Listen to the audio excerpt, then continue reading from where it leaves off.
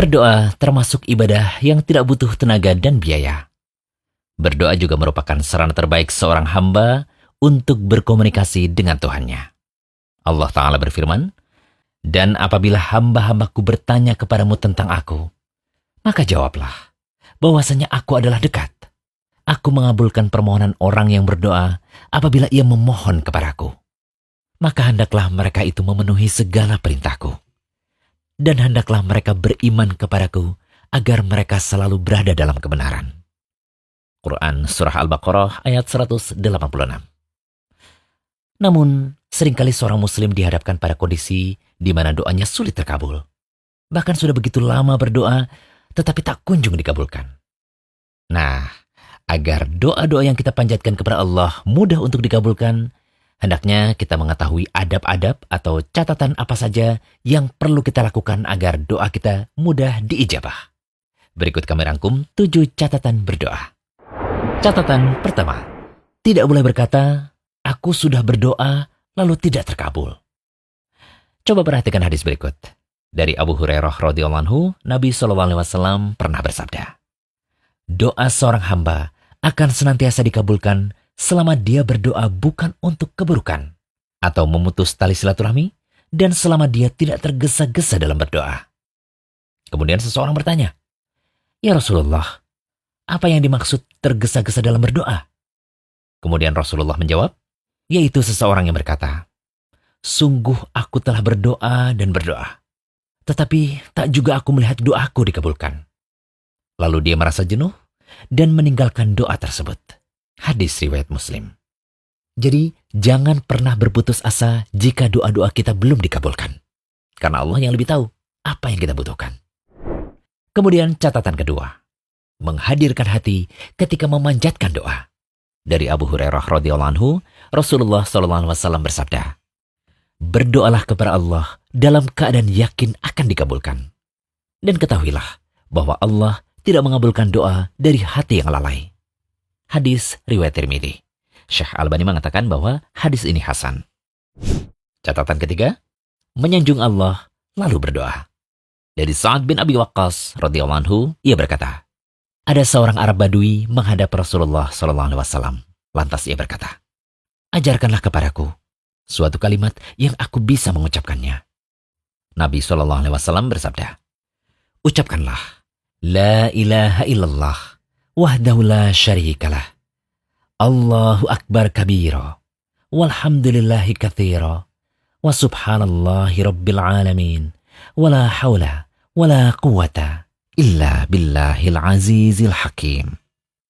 Tidak ada sesembahan yang berhak disembah selain Allah yang Maha Esa, dan tidak ada sekutu baginya. Allah Maha Besar. Segala puji bagi Allah yang banyak. Maha suci Allah, Rob semesta alam.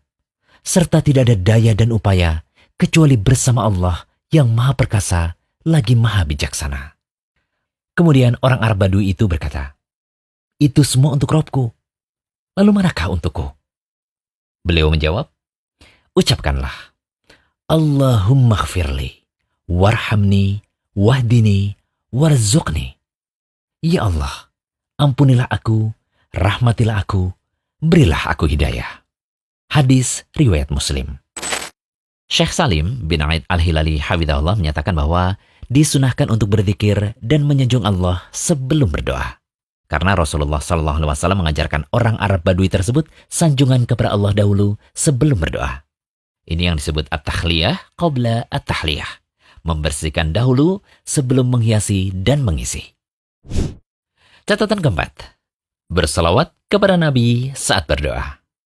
Ibnul Qayyim menyatakan bahwa ada 3 cara dalam berselawat saat berdoa, yakni berselawat sebelum memanjatkan doa setelah memuji Allah, kemudian berselawat di awal, pertengahan, dan akhir doa.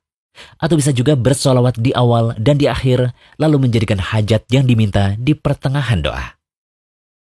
Mengenai perintah bersolawat saat akan memanjatkan doa, disebutkan dalam hadis Fudullah bin Ubaid, ia berkata, Nabi SAW pernah mendengar seseorang memanjatkan doa dalam sholatnya, lalu ia tidak memanjatkan solawat kepada Nabi SAW. Beliau pun berkata, orang ini terlalu tergesa-gesa dalam doanya. Kemudian beliau memanggilnya. lalu menegurnya atau mengatakan kepada lainnya, "Jika salah seorang di antara kalian berdoa, maka mulailah dengan memuji Allah, menyanjungnya, lalu bersalawat kepada Nabi SAW. Lalu mintalah doa yang diinginkan." Hadis riwayat Tirmidzi dan Abu Daud. Abu Isa At-Tirmidzi mengatakan bahwa hadis ini hasan sahih. Al-Hafidz Abu Thahir menilai sanad hadis ini hasan. Umar radhiyallahu anhu juga pernah mengatakan, sesungguhnya doa itu diam antara langit dan bumi, tidak naik ke atas hingga engkau bersolawat kepada nabimu sallallahu alaihi wasallam. Hadis riwayat Tirmidzi. Syekh Albani menyatakan hadis ini hasan. Catatan kelima, mengangkat tangan ketika berdoa. Dalam hadis dari Abu Hurairah radhiyallahu anhu disebutkan, kemudian Nabi SAW menceritakan tentang seorang laki-laki yang telah menempuh perjalanan jauh, sehingga rambutnya kusut dan mukanya berdebu. Orang itu mengangkat tangannya ke langit seraya berdoa, "Wahai Tuhanku, wahai Tuhanku." Padahal makanannya dari barang yang haram, minumannya dari yang haram, pakaiannya dari yang haram, dan diberi makan dengan makanan yang haram. Maka bagaimanakah Allah akan memperkenankan doanya? Hadis riwayat Muslim. Ada dua cara mengangkat tangan ketika berdoa secara umum yang disebutkan oleh Ibnu Rajab Al-Hambali, yakni mengangkat tangan dengan menjadikan bagian punggung telapak tangan diarahkan ke arah kiblat sambil berdoa menghadap kiblat, sedangkan bagian dalam telapak tangannya diarahkan ke arah wajah.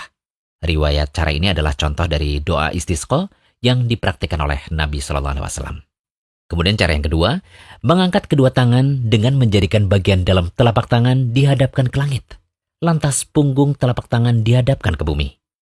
Cara seperti ini berasal dari riwayat Ibnu Umar, Abu Hurairah, dan Ibnu Sirin.